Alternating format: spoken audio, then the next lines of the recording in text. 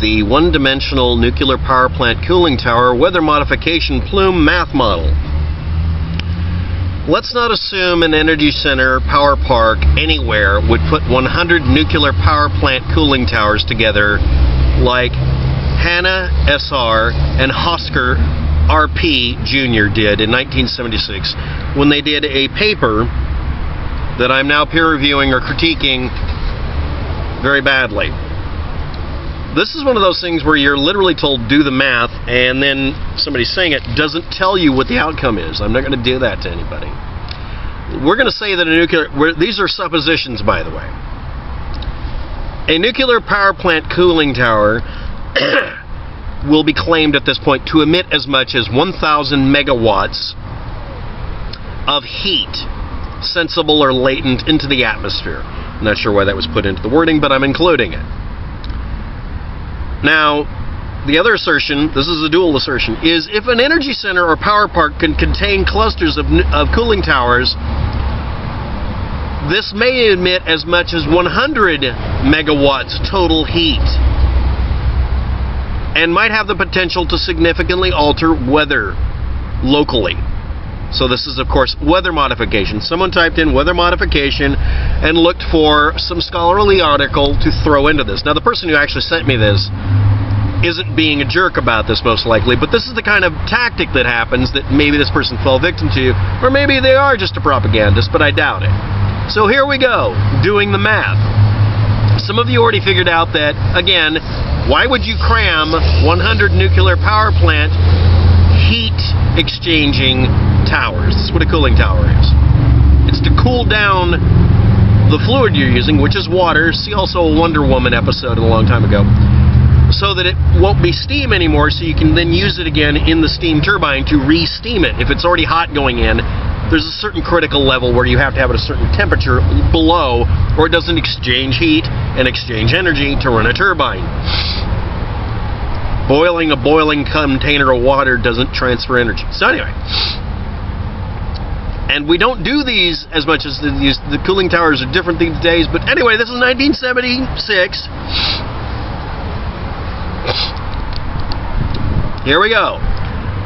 Altering local environment, weather modification by the production of fog and clouds. This is a supposition. Deposition of drift salts. Now we're going to use a basic one-dimensional mathematical model, presenting it for plume and cloud growth, because the word plume is a trigger. Actually, these days it's a trigger. In the vicinity of cooling towers. Since the cooling tower emissions are usually constant with time, at least over time periods less than 4 or 5 hours. Well, that's not true. They're continual. But anyway, we'll use a steady state assumption because it's good. So, on an obvious three-dimensional universe, using units in this that were two-dimensional base, we're going to use a one-dimensional model. Now I'm not going to do that, and I'm just going to do this.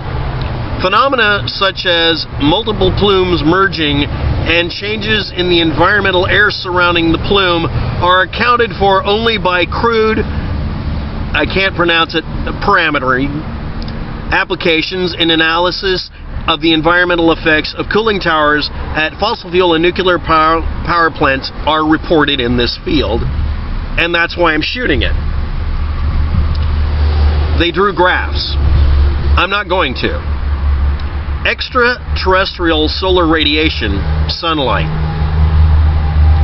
is rated at 137 watts per square meter at 1 astronomical unit, which is the Sun-Earth distance, since that would be useful. At the Earth's surface, at its zenith, it's 1050 watts per meter, approximately. Total direct amount light, direct and indirect from the atmosphere and hitting the ground, is around 1120 watts per square meter. But let's use the above 1,000 megawatts or 1 gigawatt McFly per cooling tower, and you did understand that 1,000 megawatts is 1 gigawatt of heat output. How would a nuclear power plant that's rated at 5 or 20 or even 100 megawatts put out 1,000 megawatts let's review next. We're going to use the solar heat wattage of 1050 watts per square meter to make this the worst case scenario I can come up with. And this is values that are recorded. I'm not going to actually look up the real total energy output. And you might want to look up, is that the actual energy output continually? Now, heat wattage on the Earth is based on the solar day averaged out, so that you could use this number. It's actually higher some days, lower than other days, because seasons. So anyway, so I'm going to use solar energy output hitting the Earth, heating the planet, and I'm going to state that it's the primary driver, but here we go. If we use that number, a heating tower puts out 951,000 times the energy of sunlight hitting a square meter. But that's equivalent to a 975 meter by 975 meter square of ground heated by the sun. That means each cooling tower is about the equivalent heat energy of 1 kilometer square of ground heating up. How many nuclear power plants are there on the planet? And this is supposed to dramatically affect weather locally. Compared to, again, the same supposition a lot of people do when they do this, that human beings cannot cause global warming. For some reason we have to create a MacGuffin for. But I'm supposed to worry about the equivalent heat energy of a bright sunny day over a couple of hundred, actually maybe 50 football fields worth of surface area compared to a nuclear power plant. And you might want to look up actually how much real heat energy a nuclear power plant's cooling tower actually dumps into the air. That's actually a recorded information. You can look that up. Pro tip, it can't be higher than the megawatt output, right? Well, actually it can be. The heat produced in a nuclear power plant is gigantic, but the energy output we get as energy, electricity, is much lower. But is it really 1,000 megawatts of heat coming out? Now, I'm not gonna answer it. I'm gonna put links below if you want to look it up. It could be. But even if it is, and this is considered worst case scenario, and then someone says, for the fun of it, let's put 100 nuclear power plant towers together. This is the equivalent per nuclear power plant cooling tower, 1970s, of 1 square kilometer of sunlit ground. How many square kilometers are on the planet? Hitting the ocean, which has a much more extreme effect on producing fog. Fog and clouds would reduce the amount of energy going into the air because it's producing fog and clouds. It's expending the energy evaporating the water, which makes more, and that does create an effect where the energy is now transferred to the atmosphere, but it loses some of the energy in the translation. It's not completely preserved. There are losses. But yeah, you can say a nuclear power plant's cooling tower is the equivalent to 1 square kilometer of ground being heated by the sun.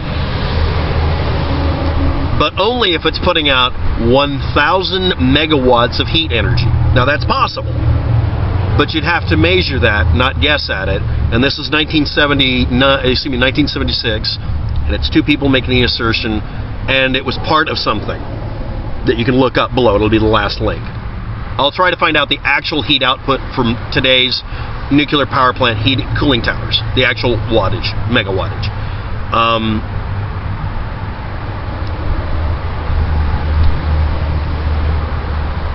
So that's it. That's the entire subject here. Thanks for watching. Have a good day. Good luck with all that, and disco it.